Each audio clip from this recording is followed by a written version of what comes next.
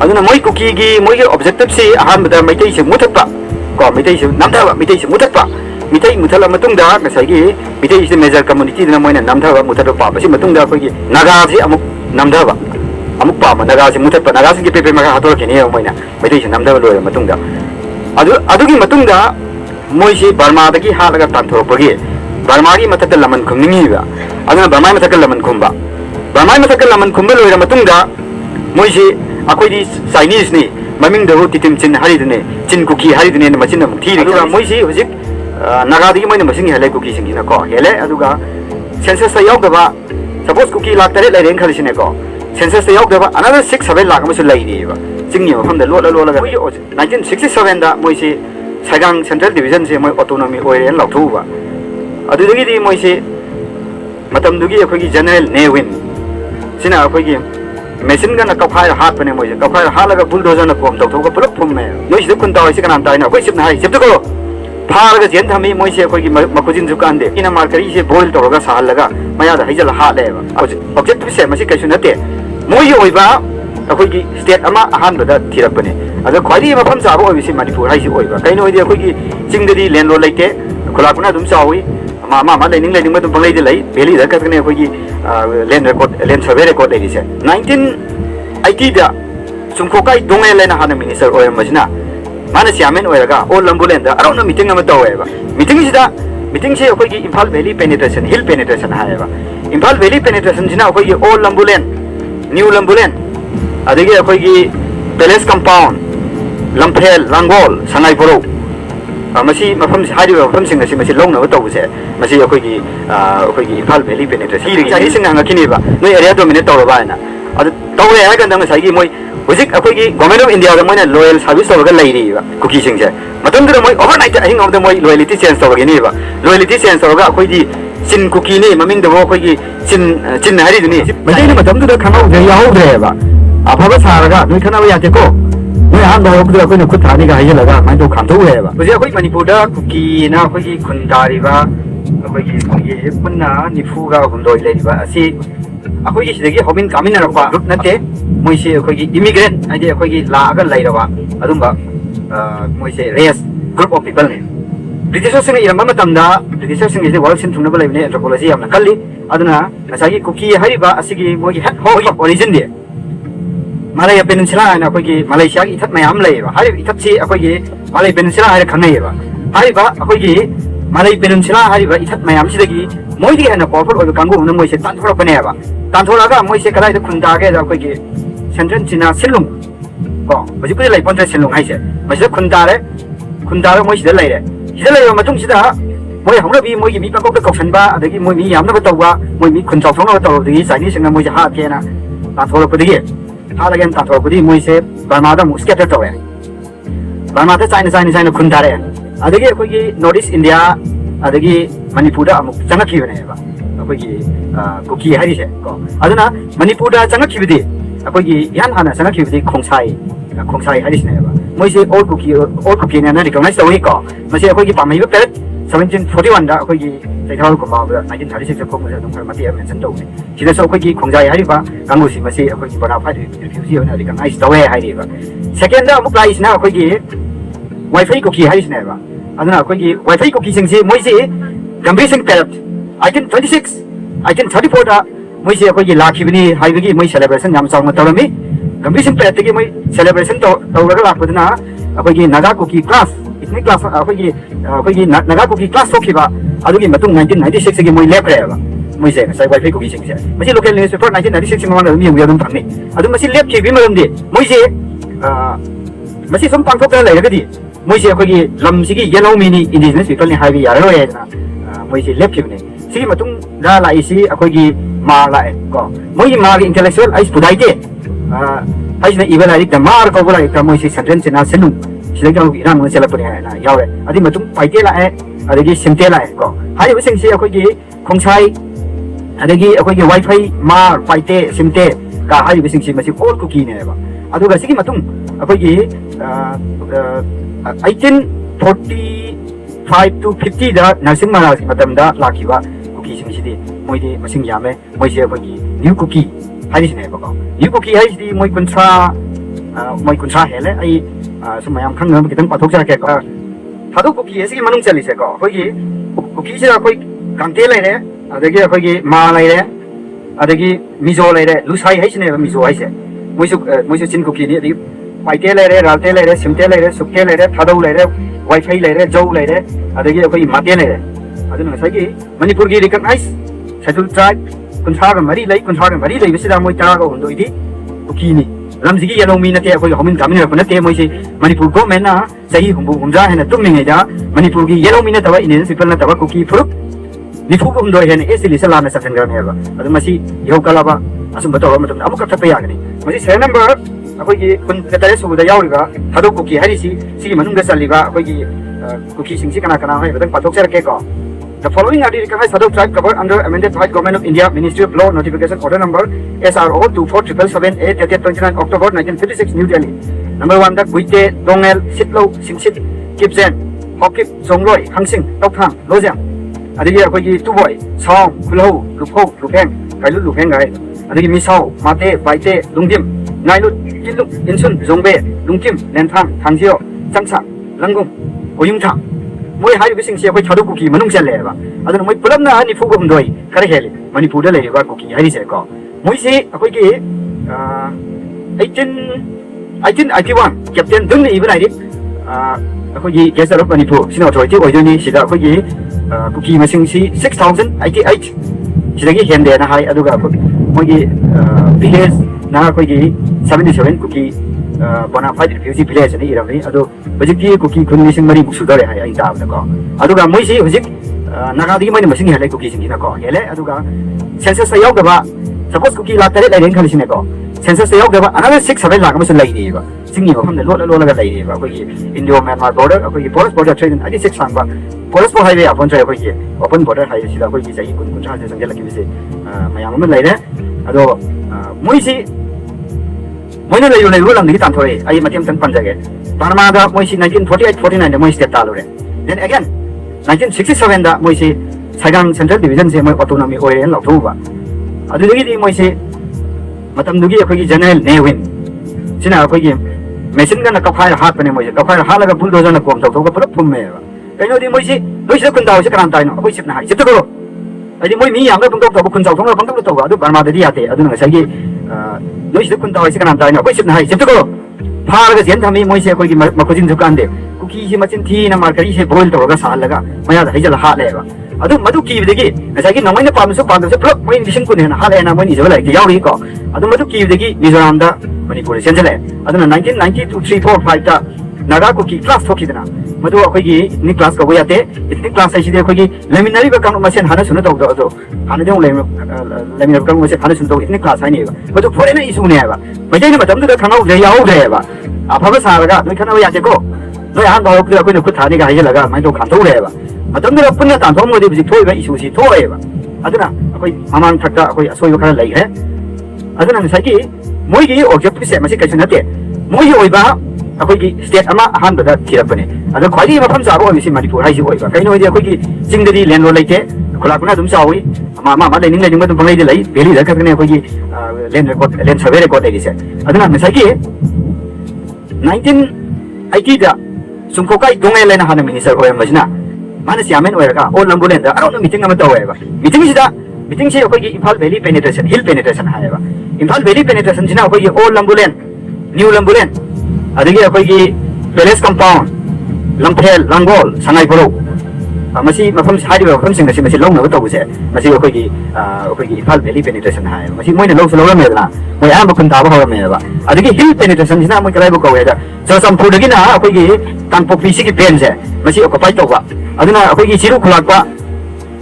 아궁 하이바 아궁다 거기 아사이 가당 번싱다 아사이세 모이 쿠키 기탕 렛레드나 모이게 사이투기 MLN 감탕 하우피 까시나 능 비호 비샤게 하나 비게 쿠키 좀 잡이든 군다게 하에 아드나 사이 지루 콜락네 야테 지루 디나가네 그이노디 모이 once 버디가 거기 쿠키 좀 잡이 상황 했다 그다 모이 지루 디야 이 부에 메이 먹더니 돈 단토로 그네 강해 단토로 과거 거기 가당 번다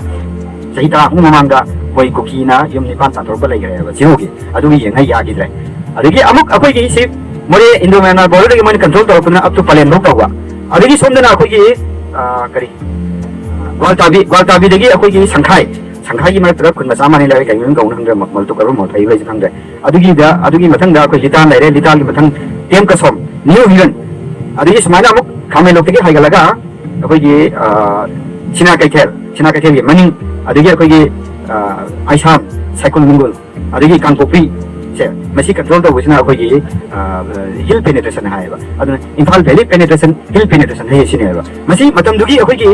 jail के SP Kangpokpi दगी Kipgen है इसना कोई मतलब ना कोई जेल में याद तारगा लेगा कैप्टन बिजोय अदगी कोई सोगै बोतमसा अदगी कोई कैसाम की कुमार से मुझे लाइक हाइयोनी ना ताई फू है ना फू का ताई नहन बेस विथ मैप तो मुझे मैं खाना रखने है इंफाल वैली पेनिट्रेशन हिल पेनिट्रेशन कहीं नो ऐसे मतम की कोई चोंगा रखे बने कुकी की मुझे तबुदा मैं हम को अदुना मुई कुकी की मुई ऑब्जेक्टिव से अहान बता मैं से मुथपा को मिtai से namda मिtai से मुथपा मिtai मुथला मतुंग दा ngasai gi मिtai से मेजर कम्युनिटी ना मोइना namda मुथरो पा बसी मतुंग दा कोई नागा से अमुक namda अमुक पा नागा से मुथपा नागा से पेपे मगा हातो के ने मोइना मिtai से namda लो मतुंग दा अदुगी मतुंग दा मोइ से बर्मा दगी हालगा तानथोरपगी बर्मा की मथक लमन खुंगनी बा अदुना बर्मा मथक लमन खुंबा बर्मा मथक लमन खुंबा लोइरा मतुंग दा मोइ से अखोई चाइनीज नि ममिंग दो तितिम चिन हारिदने चिन कुकी हारिदने मचिन थीरे ने बा चाइना का याना मसुमोइना मुक मैके दिगी हाम हिनेबा अदुना साई हयें मोइना चाइना दा संग मतमदा अखोई चाइनीज सिंग मसुमोइदा हाना गिनेबा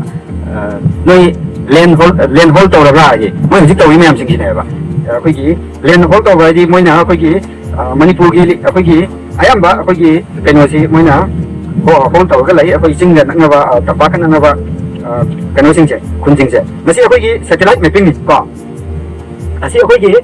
साइटो लेरे कांगपोपी लेरे अदगी साइकुल लेरे सी इंफाल ईस्ट लेरे इंफाल वेस्ट लेरे बिष्णुपुर लेरे थोमा लेरे मोइना हाम लोइना क्वेश्चन लगा लेरे मेबा सिबने कोई एरिया डोमिनेशन हाइसे मजे इन चाइनीज सिंग हंगकिनीबा नो एरिया डोमिनेट तौरबा ना अद तौरे है गंदंग साइगी मोइ हुजिक अखोई गवर्नमेंट ऑफ इंडिया दा मोइना लॉयल सर्विस तौरगा लेरीबा कुकी सिंगसे मतम द मोइ ओवरनाइट अहिंग ऑफ द मोइ लॉयल्टी चेंज तौरगिनीबा लॉयल्टी चेंज तौरगा अखोई दी चिन कुकी ने ममिंग दो अखोई चिन हारिदनी चाइनीज ने ना साइगी मोइ कंट्री तालगिनीबा मोइना हुजिक सोवरेन कंट्री तालक तोइबा लमसे मसे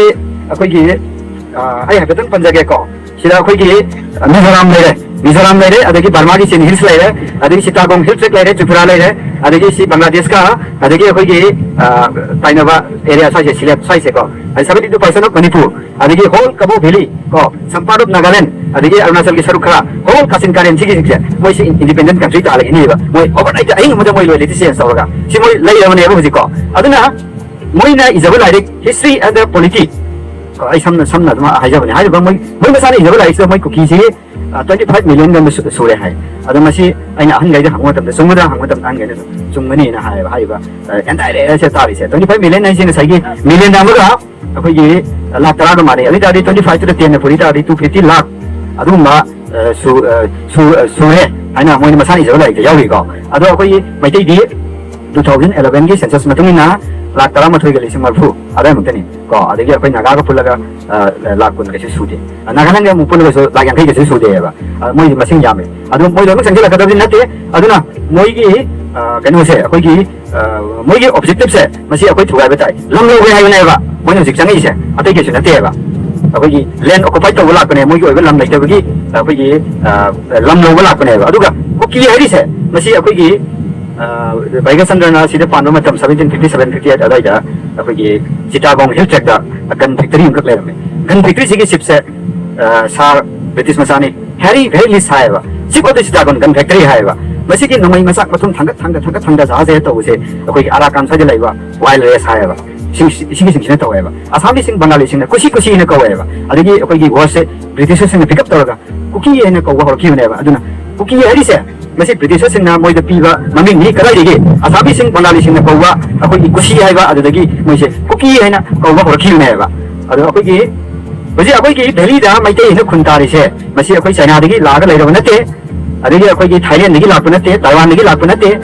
अदगी अखोई आर्यन हिंदू सिंग डिसेंडेंट नतेबा बजे दिल्ली दा मैते ने लेबि से मसी अखोई सराउंडिंग हिल पीपल की अखोई मोइ मसा मसुंग नाते न बिजे नि कोऑर्डिनेशन तौ मतम तांकुन की फीसे ले अखोई पुया खत नतना अखोई कर्नल विलियम मैकलोक ना 1852 अदाई रम लाइक accounts of the Valley of Manipur and the hill tribe global like peace mana su de yawi ba aduna akoi ki valley is di mi taram de ising atane le mi se 이신기 레벨에서 먹었던 섬나 가품 징인 여러분이 섬을 상하게 하려고 하면은 아들 거기 수군으로 한 번이나 가 동갑 자가시다 거기 아백도구나 자기 이신세에 거기 수군으로 전 남자기구나 남자기구나 제가 하는 이신기 시대에 신문 못에는 수군으로 통하기 킬로미터 아마 그래는 쌀래가 레벨 자가 이신기 시대에 과연 강이세 강폭비 마탕 강가동비 벨리데 이하는 강이시나 거기 임팔 강가시네요 거기 강쿠이캡 아리에 거기